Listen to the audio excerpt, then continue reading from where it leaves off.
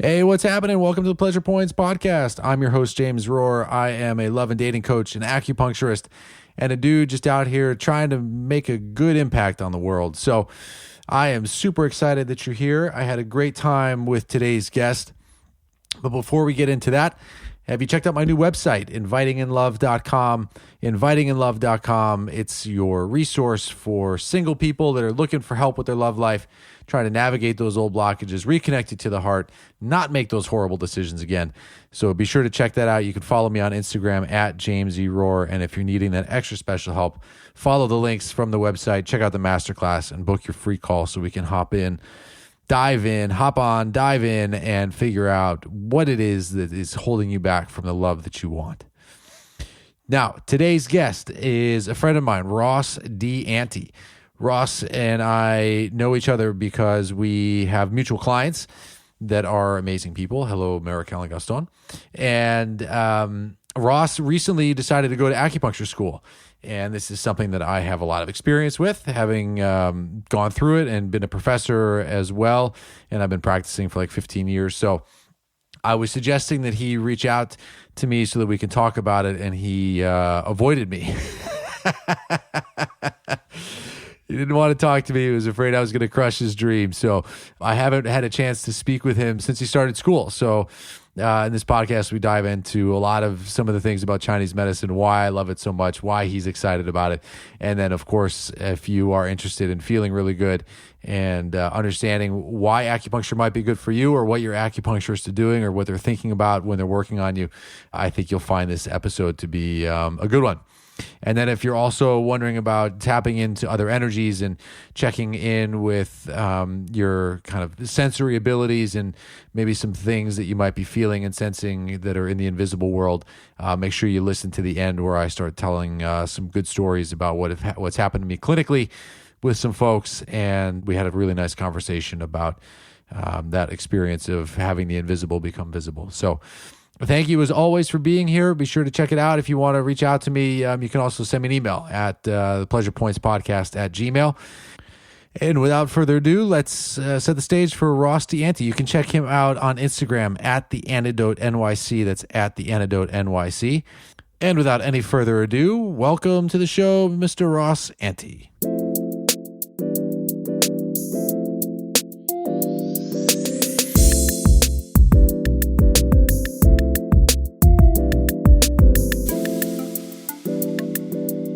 All right, and we're live. Hey, Ross. Hey, James. So please call me Jim. Man. We'll be informal here. Jim. Thanks for coming on the podcast. Well, it's, what's funny is on my way here, I was thinking, I guess it was back in October when you first mentioned it to me. And I was like, oh, I'm definitely down. Of course I'm down. But with the schedule, I'm like any other New Yorker. The schedule is just like stupid busy. I was like, yeah, definitely. And then it's just 7 months later. Yeah. And now I'm kicking myself. I'm kicking myself. Well, I'm stoked that you're here. And speaking of your schedule, part of why you've been so busy, I want to start right here with talking about how you had you still have a great training business, right? You're a personal trainer doing that thing. But then at some point you decided you wanted to go to acupuncture school. I did. Yeah. And I'm now about 6 months into acupuncture school. So still a rookie. Yeah, I guess it was, the decision came from a lot of different angles to transfer my energy from just personal training into more of an in-depth practice. And it was a series of events that led to it. One of them being actually when we hung out down in South America. In Uruguay? In Uruguay. Each of us visiting our mutual friend, Marical and Gaston, and just getting a chance to talk with you, someone who I relate to on many different levels, and realizing that, as an acupuncturist, you're not let me just put this lightly, you're not like a weird dude. You're not completely esoteric all the time. Right. You have very relatable qualities to, where I come from, and even though we didn't grow up near each other or in any of the same situations, but it just opened my eyes to something I had been interested in prior. Having had acupuncture in the past and really enjoying it. But I guess going further back, coming from a family of holistic thinkers, mother, a midwife, father, a carpenter, into macrobiotic nutrition, Cool. Being raised on a family-run, self-sustained organic farm. Wow. I've been connected to that, I guess, to nature in all of its forms for so long that being exposed to acupuncture in my teens and then again in my mid-20s, I just felt like it was another avenue to get closer to nature in a different way, and then also to be able to combine that with a level of service for people, considering I'm already in that type of field, being a personal trainer. Yeah. I remember when Gaston was like, "Hey, Ross is thinking about going to acupuncture school." I was like, "Have him call me." I remember this actually. And you never called. No, I didn't. And once you had started, I saw Gaston and I was like, "Yeah, he never called me." And he starts laughing. He goes, "Yeah, I don't think you wanted to hear whatever you were going to say." Which is true. I mean, I've been doing it for 15 years. So, I've got the sort of the grizzled veteran, which I'm not even a veteran in the terms of what an acupuncturist could be. But, right. My biggest concern was I wanted to get really clear on what it is that you thought you were looking for. Because at least when I was in acupuncture school, there was a 50% attrition rate between, people that enrolled day one versus those that graduated. And a lot of it was because people thought they were going to get a particular type of education, and it wasn't any of that. It was a lot more rooted in like biochemistry, anatomy, physiology. It was like, basically it was difficult. Right. Yeah, you can say that. Yeah. It's an ass kicker. Yeah. It's not like, let me just learn a Reiki symbol and become an intuitive healer. It's like, no, this is a very disciplined, well-grounded medicine. And I just wanted to make sure that, with whatever it was that you were looking for, that it was going to be the thing that might get you there. Yeah. So I'm curious, like, what is it that led you to dive into it? Like, what is the particular thing or two couple of things that you're just like really searching for? I think it's more, I mean, that's a good question. And what I know about acupuncture, I guess, let's say what I knew about acupuncture before starting the program, was that in the simplest form I can describe it, from what I knew, the body is an instrument, and acupuncture is a way to tune the instrument. And that just instantly inspired me. Because, again, coming from a background where the thinking in the household and just within the family was very holistic and understanding of there isn't just one thing that, I guess, equates, let's say, health, or let's say success, or let's say anything. There isn't just one key that you just need to turn and then boom, you're off and running. It's a conglomeration of everything that encompasses you as a person, which is a microcosm of nature or the universe. So I guess having that in my mind, it inspired me to pursue it finally. And I guess back then it wasn't necessarily acupuncture that I was going to be striving for, but I knew there was some sort of medical field or service-oriented field where I could facilitate someone's health and vitality. Having met you, having met a few other acupuncturists and learning a little bit about the craft in itself, the herbs that come with it, I just thought it was a great opportunity to just take another step in my wellness practice. Given the fact that, the way I physically train people and the way I coach them mentally is that same holistic approach. Coming from many different angles, discussing it, dissecting it, but also treating each person as an individual. And the program itself, I didn't really have many expectations for it. The Pacific College program, that is. I had come from a bachelor's degree in kinesiology, so very science heavy. Physics, biology, chemistry, nightmare, like calculus. All the things. It's an absolute nightmare.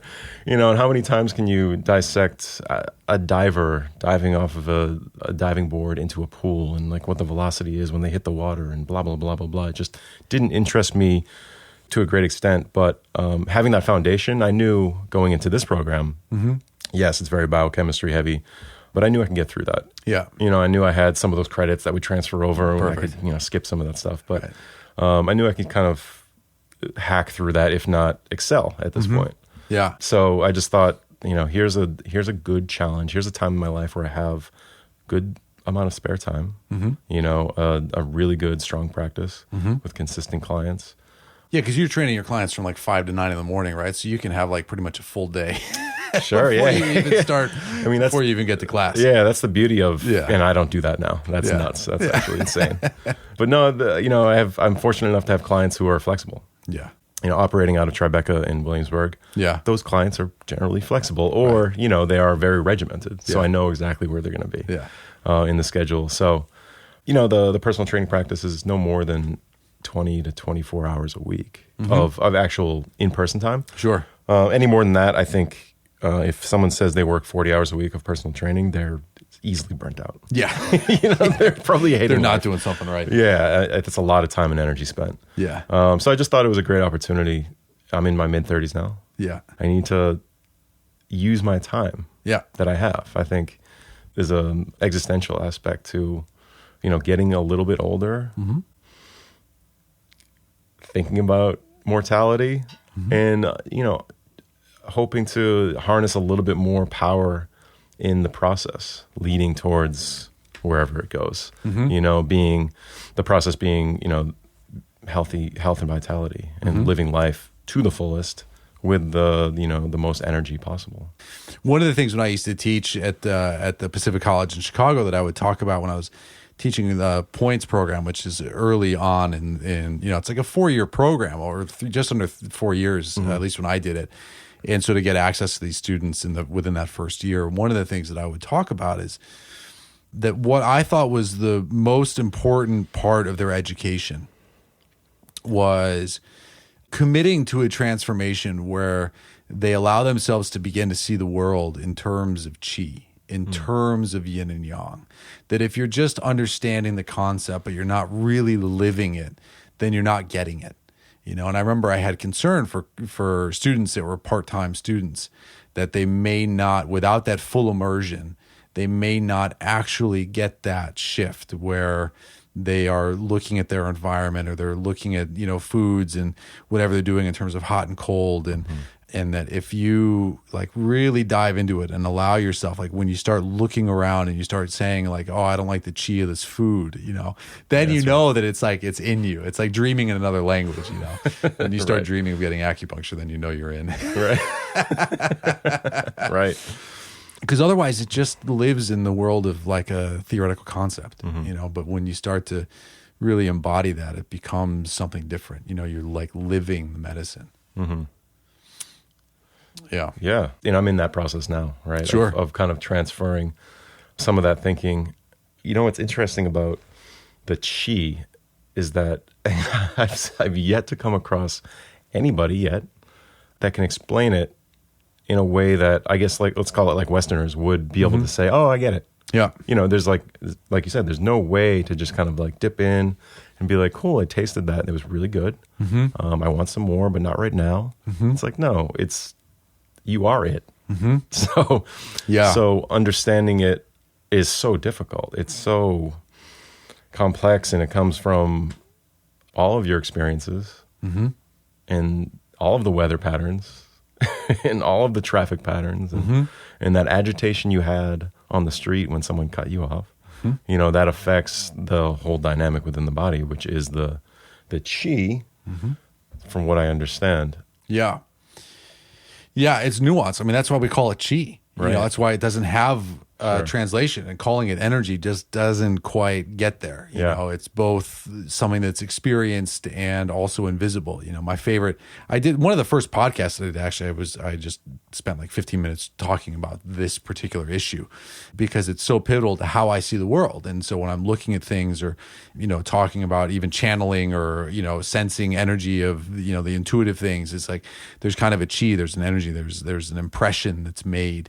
But my favorite is when you look at the character, one of the characters of chi, where it's that, the boiling, the flame, cooking the pot of rice, and it's the vapor of the rice that's being cooked, where you get that sense of there's that alchemy, that transformation from solid to the invisible. And it requires that heat of the Ming Men fire, of your life force, of your energy, and how people feel that are exhausted and wiped out, and maybe they gave too much or they've overextended themselves. Their fire for life is out, That's where we use like warming techniques, or cinnamon is a great thing to help stoke that fire. And we need that fire because the chi, the energy, is going to come from how your body's able to cook the rice. Mm-hmm. Yeah. It's so awesome. It's so poetic, and it's just there's so much there, you know? Right. It's great. It's like I love that part of it. And anyone that's thinking about going to acupuncture school, it's like if you love and you want to learn the theories and kind of like wrap your head around these things and to really live in that world, it's fantastic. Mm-hmm. I remember when I was thinking about going to acupuncture school. So I was a senior in college, and we went to Hawaii for spring break. We found these super cheap tickets. I was near San Francisco, and we flew to Kauai, me and two buddies of mine, this guy named Wolfgang, Wolfgang Hammer, and another buddy of mine. And so we flew to Kauai, and we were there, and we had no money, so we were like hitchhiking around, and we ended up on this beach that was where a bunch of Vietnam veterans were living in this beach. And I remember sitting there. I was thinking about going to acupuncture school because I was really sick, and I was trying to figure out like what my options were. And I was aware of this feeling of kind of relaxation in my body when I thought about going to acupuncture school, even though mentally it was like the last thing that I wanted to do. So it was very much on my mind. But I was sitting there, and one guy was clearly an alcoholic, and this other guy, I think, probably had some kind of like tuberculosis. Both very sick, you know. And I remember we were camping on this beach with a bunch of vagabonds, and I had the thought, I said, you know, if I couldn't get off of this beach, not even off of Kauai as a whole, I was like, if I couldn't get off the beach and it was just us in this sort of Lord of the Flies scenario, this was before Lost was a show, what would I have to offer? Right. And I was a senior with a degree in anthropology and archaeology. And I was like, well, I'm pretty loyal. I'm a hard worker. I can tell some interesting stories. But there was none of those were going to have an impact that brought me this kind of satisfaction that I wanted. And I thought, well, what if I went to acupuncture school? I said, well, if I did that, you know, I would learn about the body. I would learn about disease. I would learn about how to initiate some kind of healing process for somebody. The supplies, you don't need much, you know. It's like I could have a backpack full of needles. I'm looking around at like coconut casings and things. I was like, I'd probably file or get fish bones and stuff. I could probably file those into needles if I had to. And so in my kind of Lord of the Flies scenario, I was like, oh, I could be the doctor here. Right. And the doctor never gets eaten. That's right. And I remember my heart just swelled thinking about being able to be a barefoot doctor and to go anywhere. And I remember my ex-father-in-law, he used to say to me, he says, you know, he goes, you may never be rich. And he goes, but I'm never worried about your ability to provide because anywhere you go, you can be of service. People are always sick. And during those times when school got hard and I got tired and I was overwhelmed, like you just finished your final exam today, you know, sure did, thanks for coming on. You know, that would carry me through, is this idea of being able to make a good impact and to be relevant. And there's just no other medicine that can compare. I mean, I looked at Western medicine and I was like, wow, this whole system could go bankrupt. Like the MRIs, the pharmaceutical companies, the x-rays, the blood work, like the whole, I mean, it would take a catastrophic kind of cataclysmic event for them to like pull the plug on it, but it's a very expensive medical system. And what we do offers a very low cost, highly effective option where most of the side effects are other things also feel better. Yeah, I know. It really is. It's like this kept secret from the West that they're just kind of catching on to, right? I mean, you can speak to this. The modality, acupuncture, is starting to become very popular. I would say 1 out of 3 of my clients are getting it. Everyone knows about it. Right. They all love it. I don't think they necessarily understand what's happening, but their body feels good. Right? And how incredible is that? Yeah. Yeah, and that's that idea of this kind of chi, is that, you know, when you ask people who've gotten a lot of acupuncture before, and you're like, well, you know, okay, you most people show up because something hurts, something's not right. You know? It doesn't just have to be pain, but something's not right, and then that gets corrected. But then they still keep coming, and if you're like, well, why do you keep coming?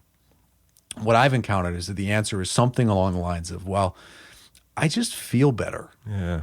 I like who I am when I'm getting treatment, and it can be hard to kind of put your finger on it, but it's that sense of balance, that sense of maybe of returning home, that sense of allowing things to express themselves inside of yourself that may otherwise be kind of on lockdown.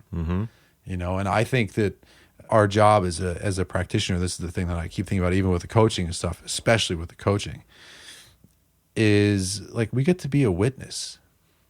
It's questionable about how much we're actually doing. Yeah, I mean, I think I used to say that I'm like a gas station attendant that's giving good directions. This is before fucking Google Maps, and your phone just tells you everything.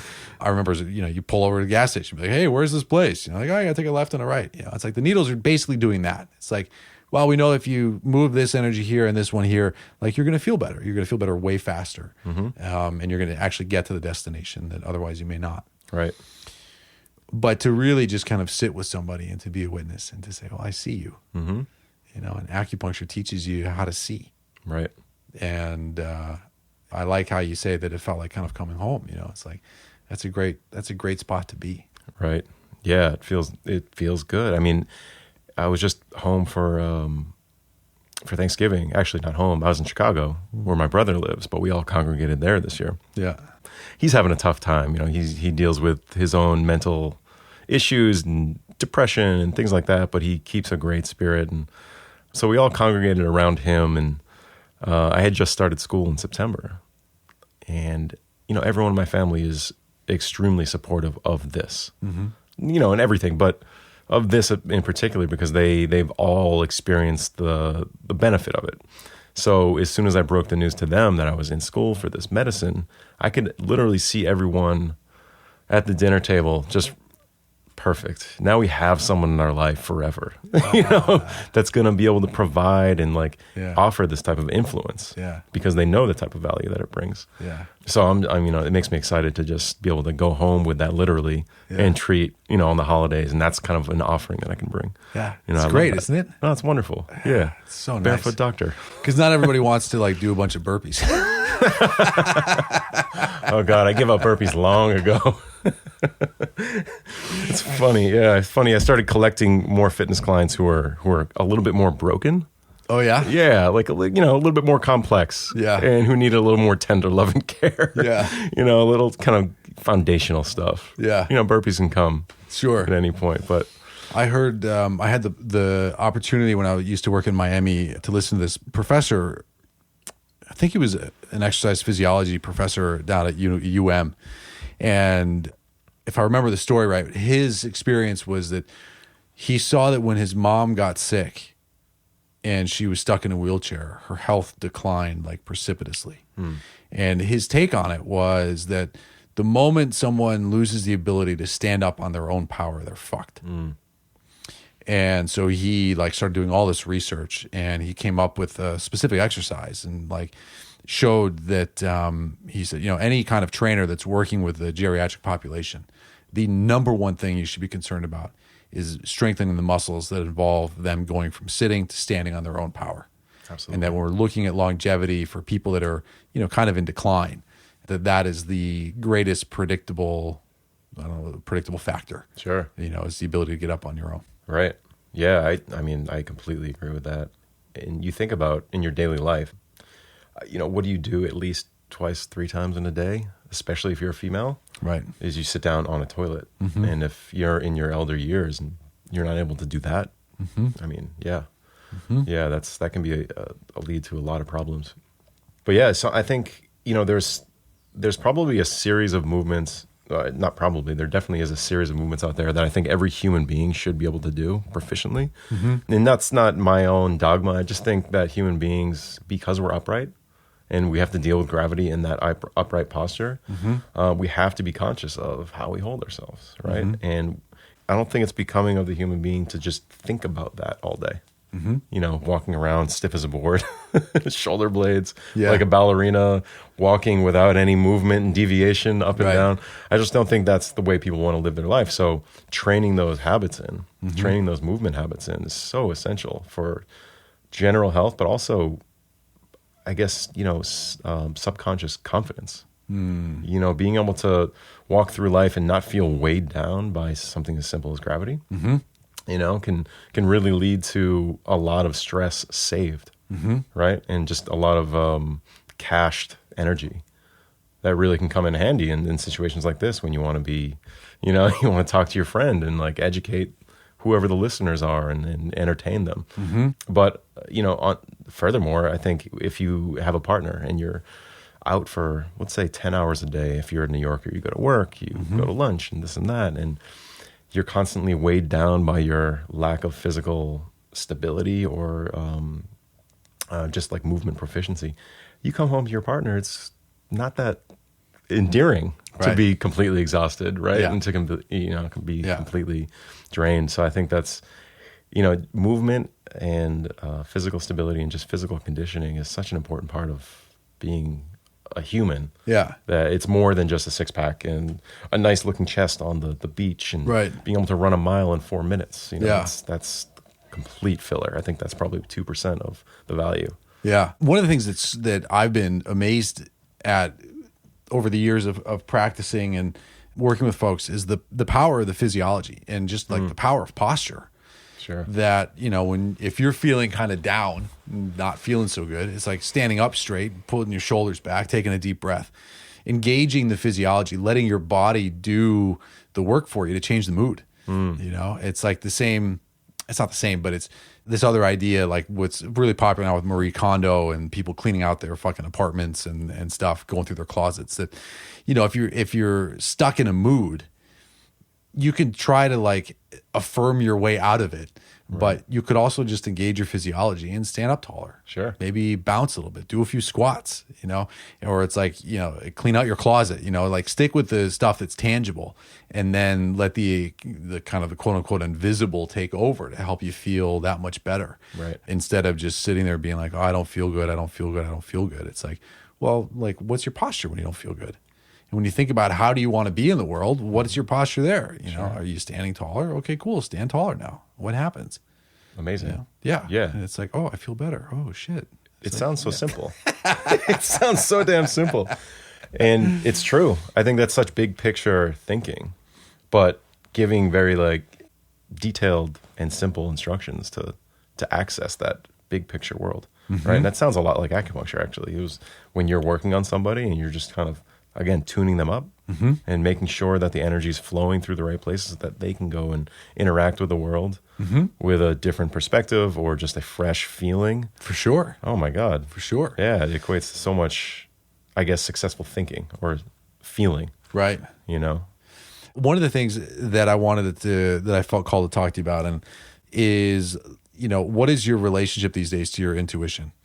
Because I remember when we were in Uruguay, I don't remember the details of the story, but I remember sitting in the market and we were talking about something, and I remember some energy coming down, and I distinctly remember feeling like in touch, like the sort of divinely touched and sort of filled with this thing, and it was like you were sitting on a power of kind of intuition and empathy and sensitivity that you were sort of kind of afraid of or not fully owning, you know, which of course, if anyone's listening to these fucking podcasts, like, you know, I'm that way, you know? Right. Yeah. And so I was curious, and my concern when I was talking to Gaston about you with Acupuncture School is like, I hope he's not looking to Acupuncture School to teach him how to access that or to express that intuition more directly, because indirectly it's absolutely phenomenal. But my experience is they're not going to teach you directly how to bring that out into the world. Right. Yeah, I guess I hadn't even thought about that in reference to school. Yeah. You know, school is very much it's just kind of, it seemed like a calling of craftsmanship. It just seems like, nice. That seems like a great thing to take up. It seems like a healthy practice. Awesome. I'm going to learn about it. Yeah. So I'm glad that that's not the case. Yeah, good. Considering, me too. Yeah. So your question was, how in touch am I with my intuition? I guess my follow-up question would be, you know, define intuition. Do you remember what we talked about in the market that day? In the market in Argentina or in Uruguay? Yeah. I believe we were talking about my mother. Okay. And we were talking about in reference to your sensitivity to seeing spirit, and how that was seen from your eyes was almost like an impression coming out of the walls. Yeah. And I just remember being fascinated by it. Yeah. And that day you told me, you have this access to speaking with loved ones who are, since passed. My mother died when I was 9, 10 years old. So you told me, listen, you have access to that. You can literally talk to her.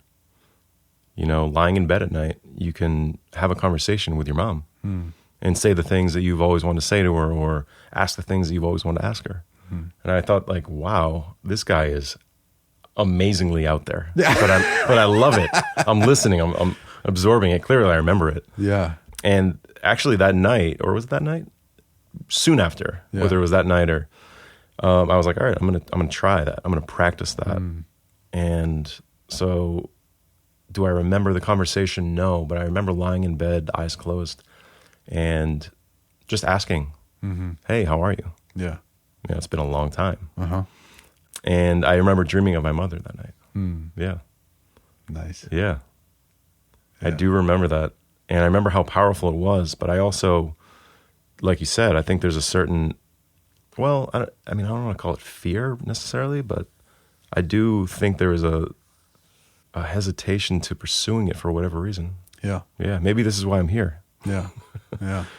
But yeah, it's funny. I still feel that around you. And I don't know, we were joking sort of before we started recording about like how much of myself I see in you. And it's like, I have to be careful with like trying to see you as you and not just like me talking to me. Interesting. Yeah.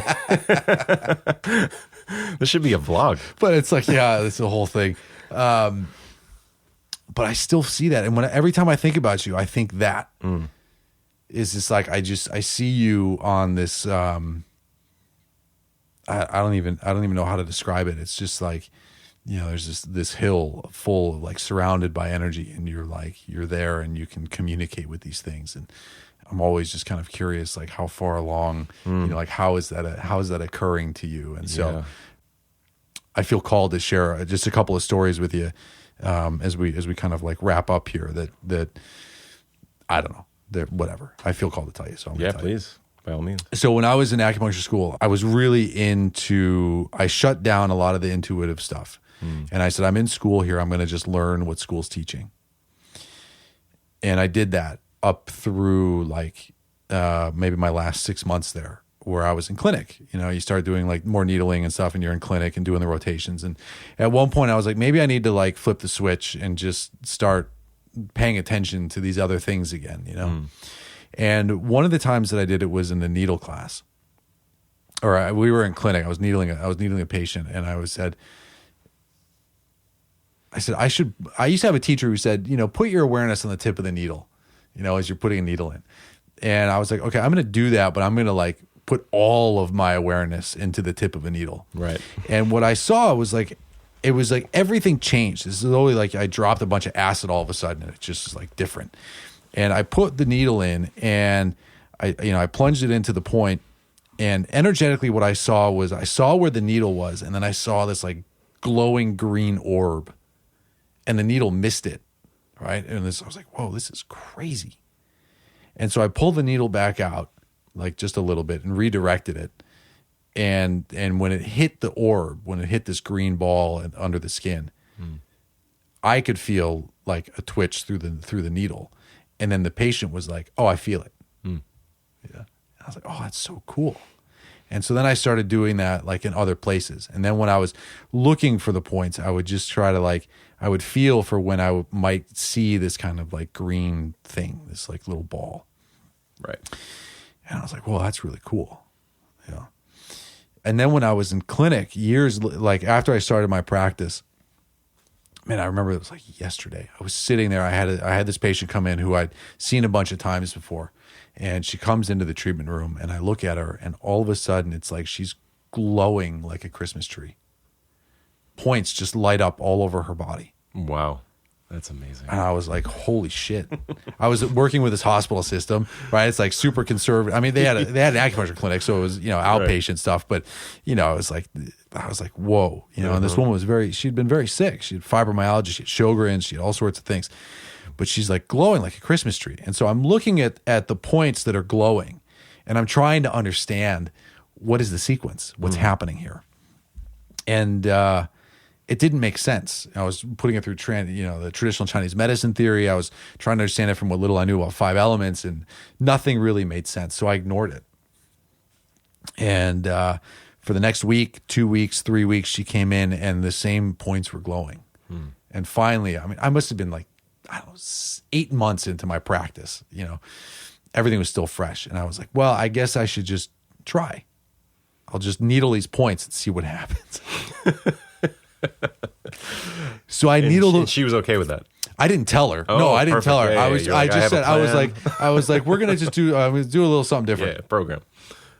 Yeah. And so I put the points in, and I leave the room, and when I come back, she says, I don't know what you did differently, but that was the most powerful treatment that I've ever had. Wow. And I was like, all right, that's cool. And then it starts happening more and more with different clients. So I see these different points glowing, and it's not always the same points. It's these different kind of constellations of things. And I was like, whoa. And so I started needling these things, and they all said the same shit. Like whether it was, sometimes it was at the end of the treatment, sometimes it was the next week. They were like, hey, we had like a huge breakthrough. And I'm feeling so much better. I was like, that was amazing what you did. And it was just one of those things of like having the courage to witness, to be present and to witness. I mean, I can't even say that it was courage because it's just like dumb luck when it happens to me. But then to like see it through and to go kind of that willingness to go beyond necessarily what you're taught. Right. And, you might find that in your career that like things get a little weird and to be okay with that, So then what happens? So I'm doing these points for maybe, 4 months or something with all these different clients. And then I come here to New York for a family function, and I'm hanging out with this girl that I went to acupuncture school with. And we're over at her place, and I see this book on her floor, and it's called Esoteric Acupuncture. And I was like, what's this? And she's like, oh, it's some book that I heard about, and I ordered it, and I pick it up. And so I pick it up, and I'm flipping through it, and he's got all these like sacred geometry things. I'm seeing almost exactly the same patterns that I saw glowing on my patients. No way. There were a couple of variations, and I was like, oh, my variations are better, right? I'm claiming this like thing that happened to me, right? Right. I was like, my variations are better, but the core of it was the same. And I was like, there must have been 6 or 7 different kind of patterns that I've been working with that had been glowing on these patients. And this guy has got this book where he's talking about it. And that feeling of like, oh my God, I'm not alone, like, oh, okay, we're tapping into something here, this kind of sacred geometry, these kind of constellations of things that have gone beyond what they're teaching in this traditional Chinese medicine. It's been awesome. And then, the episode that I recorded last week was me kind of channeling some stuff, and some of the stuff that they were talking about that I didn't record was all these kind of acupuncture points and these different combinations of things. And it uses basically this kind of sacred geometry to restore balance and to restore harmony and to unlock these kind of gateways. And that's really been so much of what I've done with my practice, over the years, which is part of why I don't do necessarily the herbs and stuff, because things have kind of, I've just had to trust whatever is coming through for me. Right. But I don't know. It's sort of a pep talk to learn what they're teaching you. Right. It's a little bit like, it reminds me that one of my favorite movies of A River Runs Through It. I know it was a book, but the movie I like. Sure. Brad Pitt, I think, was in there. Yeah. Where there's like, he's like learning, and his dad is like, this is how you do it. This is how you do it. And then there's this great scene at the end where all of a sudden Brad Pitt's character like develops his own fly fishing rhythm, and the narrator is his brother. And he says something like, at that point he'd stepped into his own, he'd taken what we taught him, and then it was like he made it his own. Sure. And so, there might come a time where you find that that's what's happening, and to pay attention to that, to listen to it, and to trust it. Because I do think that you've got, I just see it. I see it all around you. Yeah. Wow. No pressure. Yeah, no, listen. Don't fuck it up. First of all, yeah, exactly. Now I've been princed or knighted. Carry on. No, I think you describing that is something that I would say is relatable, not to the extent at which you describe it, but just the color spectrum that you can see on people, or that I can see on people, is very indicative of, the patterns seem to be indicative of how they feel in a general sense. The yellows, the greens, the reds, obviously, and starting to observe people in their color spectrum. I think, I'm not sure what the word is. I'm blanking on the word, but the hue or the aura, the aura. Sure. That, the word, most of the listeners have probably heard before, but there is absolutely kind of an essence, a colored essence around somebody, and it could change day to day based on whatever kind of element. But no, that story is incredible. See, that's the thing. Like this is what I love about it, is you start talking about seeing colors around people as if it's like normal. And it's like, there are people listening that are like, I don't see colors around people. I have no idea what you're talking about. Sure. And that's the stuff, like, from my experience and the mentors that I've been lucky enough to have, they're like, pay attention to that. Right. Like, these are the gateways into the conversations. It took me a long time to be comfortable to just be like, wow, I'm seeing a lot of red around your chest. Like, what's going on? Sure. And I'll just call it out, or I'll be like, wow, it feels to me like when I'm looking at your energy, or when I'm feeling, now I do a lot of it over the phone with my coaching clients, but it's like, I'm feeling your energy. I feel like, this part of your chest is flowing fine, but then there's like a band around the diaphragm, and, above your head, it's like there's a ceiling, and you just can't, like, there's no energy coming in. Your bucket's not getting full. And then when it does try to fill up, by the grace of God, it's like you just shut it down right around the diaphragm. Right. And so Wow. I'll share these kind of impressions. And, I think that, again, I don't want to be presumptuous here or kind of whatever, but my sense is that part of your calling to go to acupuncture school is to give yourself a playground, to a sandbox, to be able to share that and to dive into that. And, you could easily just focus on orthopedic stuff, and that would be great. Right. But I don't think that would get you to where you're called. Yeah. And actually, I mean, I want to say it's incredible that you're saying these words, but I don't think it's incredible because it's coming from you. And I really appreciate what you're saying right now. It's funny because I think about acupuncture school, and the orthopedics don't interest me at all. Which is amazing to me, because it's like Not your at background and all the things. I believe, and listen, I think to a large extent, you asked me why and what's the point of entering into it. I don't really know. Yeah. I have no idea. Great. But there is that magnetic thing that's pulling my rudderless boat towards it, and I'm okay with it. Awesome. But I really appreciate you kind of illuminating a little bit of that experience early on for you, because I'm excited for that. Like, orthopedics are great. Motor points, wonderful. Right. Your bicep hurts. Let me fix that up for you real quick. But I feel like I can do a little bit of that with my hands. And a lot of that with my hands, to tell you the truth. And I'm really inspired by a lot of the people here at Pacific College, and by you, and many other acupuncturists that I met, who have that sense of, I guess, seeing in between the matter, seeing in between the air, or whatever that is, and really being present with that energy that's around us at all the times. Yeah. And I think, before talking about colors and auras, all of our listeners can see that, I believe. It might not. They might have the potential, sure, but they haven't consciously allowed themselves to have that experience. Sure. And just observe, and just simply observe, right? And just turn off judgment, or not sure if you can turn off judgment. I don't know how that works in the human brain, but to turn off, I guess, the need to analyze, and just look and observe, and then move on. You don't have to believe the judgment, is what I'd say. Sure. It's like, it might happen, it might arise, but you don't have to believe it. Right. Yeah. Right. And that's where, just to kind of bring it full circle, is like allowing yourself to dive into the yin and the yang, And this idea of the chi and understanding the ebbs and the flows, you know, it's like, that's the stuff, you know, and developing that sensitivity with the pulse. And it's like, in feeling somebody, you know, when they're talking, you know, it's like, what are you hearing and what are they saying, but what are you hearing? You know, they can be two very different things. And to be a witness to them and to say, oh, this is how I see your energy field flowing. You know, this is how it occurs to me, is like, it's such a gift. Right. I mean, it's humanity. Yeah. You know, and it's bringing that humanity back. And it's not just looking at a lab test. It's like, oh no, when I'm feeling your pulse, I'm actually feeling your life force flowing through your body. Right. You know, like, what are you feeling for? I'm like, I'm feeling for you. Yeah. You're like, whoa. Yeah.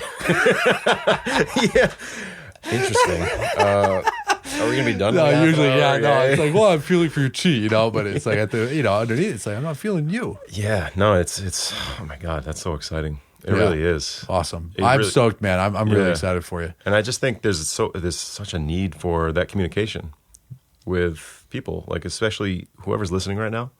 If you know, hopefully a lot of people are listening from across the coasts are just completely not understanding. I hope that's the case because I want people to hear, I guess, the inspiration of this philosophy. I want that to be part of my practice, being able to communicate to, let's just call it Westerners again, just that Western mindset of, okay, X equals Y plus Z is the answer. It's just not the way it is, right? So I think opening up those lines of communication in the language that they can relate to. Chi, damp, wet, hot, cold. I want to be able to facilitate a communication line, you know, while like honoring that traditional language in the Chinese culture with English or with the Western mindset. I think that would be just wonderful. Yeah. Right. I want people to enjoy themselves. I really do. I want people to enjoy themselves in the world. Yeah. And see it as a gift. Right. For what it is. It's just an amazing experience to be conscious and aware. Right. And not just in the rigmarole of money or fame or whatever it may be. Right. And have the gratitude. It's like, oh my God, we're alive. Yeah, it's amazing. Like there's chi that's flowing. Like there's hope. Your heart is beating right now. How did that happen? How did your heart start beating? Really? Come on. Why are your lungs perfect? Yeah. It's how are your blood vessels just absolutely precise? Yeah. You know, it's amazing. Cool. Well, thanks so much for coming on. I'm really excited to just fucking connect with you. It's been a while, and I'm excited for your journey and all the things. So, how do people find you if they want to learn more about your training and you know all the things that you've got coming up? Yeah, I'm not a major social media poster, but the Instagram is the Antidote NYC. Not .com, but the Antidote NYC. Yeah. I also have a website, theantidotenyc.com. And if anyone is interested in talking more about training or just finding out about maybe how to cultivate a movement routine, I'm happy to get on the phone and talk. It doesn't have to be just in person, hour after hour after hour. We can just talk philosophy. Awesome. And talk big picture stuff. So contact me on Instagram and we'll go from there. Good. And I want you to show me how to do a Turkish get-up before you leave. Let's do it right now. Thank you, Ross, for coming on. And thank you guys for listening as always. Hopefully you found this intriguing and illuminating. Support your local acupuncturist. Make sure they're an LAC. We're not supporting dry needling on this podcast. So thank you for saying that. Yeah. So find a local acupuncturist who can really bring the core of Chinese medicine, who's allowed themselves to have their minds and hearts shaped by a beautiful tradition so that you can get the most from that experience. And it's not just some other modality trained person who took a weekend course and now sticks needles in people and calls it something else. So find that local acupuncturist. And if you are looking for some insight into your dating and love life, you need some help, you're feeling stuck and you want to take advantage of my sometimes mystical powers, check out invitinginlove.com. You can hit me up on Instagram at James E. Rohr. And thank you guys as always for being here. We'll catch you next time.